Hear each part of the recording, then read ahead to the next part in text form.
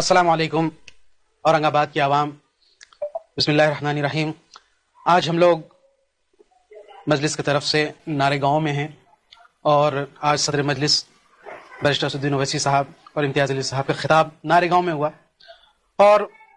ہمارے بڑوں کی، ہمارے قائد کی یہ جو کوشش ہے کہ علماء کرام کے ساتھ بات چیت کرنا، ان سے مشورے لینا، ان کی دعائیں لینا، اسی مہم کے تحت ہمیں ایک ذمہ داری دی گئی، لہذا نارے گاؤں کے علماء سے بات چیت کی ہم نے، اور مجھے بہت خوشی ہوئی کہ ہمارے یہاں کے علماء کرام نے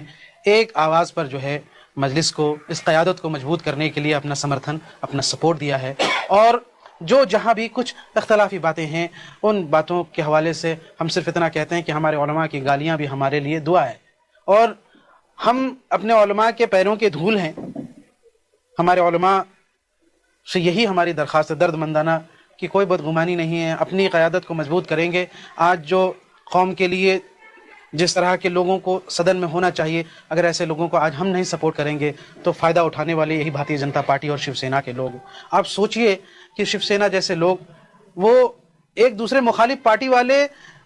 ٹکٹ وڈرا کرنے کو تیار ہے، کئی کو کہ یہاں سے کہ ان کا ووٹ بڑھ جانا، اس لیے جو حق پر ہیں ہم، اور جس کے پاس ابھی لیڈرشپ اتنا مضبوط نہیں ہے، اور ہم کہہ رہے ہیں کہ ہم بڑھ جائیں گے، ایسا ہو ہی نہیں سکتا۔ جب وہ اتنا فکر کرتے ہیں اپنے لیے تو ہم کو کتنا فکر کرنا پڑے گا۔ اس لیے جو سیاسی طور پر مخالفین ہیں ان سے تو اپنے علماء کرام جو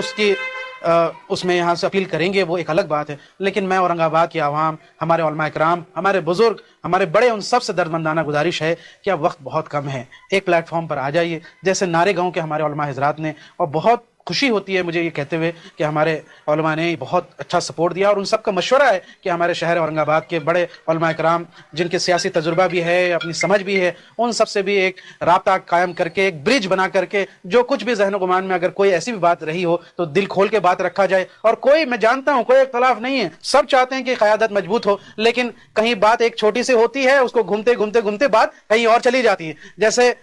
کوئی ایک واقعہ گھوم رہا ہے شہر میں لیکن بات ایسی نہیں تھی، اور اس کو لوگوں نے یہاں سے پروپیگنڈا بنا کر کے الگ طریقے سے پیش کیا، جبکہ مولانا رشید مدنی صاحب نے بھی اور تمام ہمارے علماء کرام، ہم تو ان کے پیروں کی دھول ہیں، ہم کہاں یہاں سے، ان کا تو ہاتھ جو ہے ہمارے سروں پر چاہیے، ہمارے قائد امتیاز علی صاحب کے اوپر چاہیے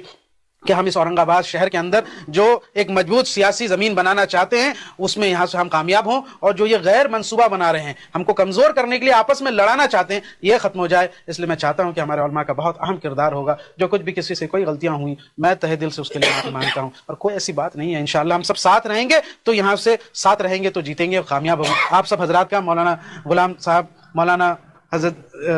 شوکت صاحب اور تمام ہمارے یہاں سے حضرات یہاں موجود، ان سب کا بہت بہت شکریہ، اور یہ پیغام انشاءاللہ پورے اورنگ آباد تک جائے گا اور ہم پھر سے انشاءاللہ کامیاب ہوں، ٹھیک ہے انشاءاللہ؟ آپ سب کی تائید ہے نا؟ امتیاز علی صاحب کو انشاءاللہ نارے گاؤں میں یہاں سے آپ لوگ یہاں پہ ذمہ داری لیجئے اور ان کو کامیاب کر کے بتائیے، اور یہی سلسلہ انشاءاللہ تمام کنسٹیچوئنسیز میں، الگ الگ وارڈوں میں یہاں سے ہوگا انشاءاللہ، اور آپ امید کریں گے کہ کوئی ہمیں توڑ نہیں سکتا انشاءاللہ۔ السلام علیکم ورحمۃ اللہ۔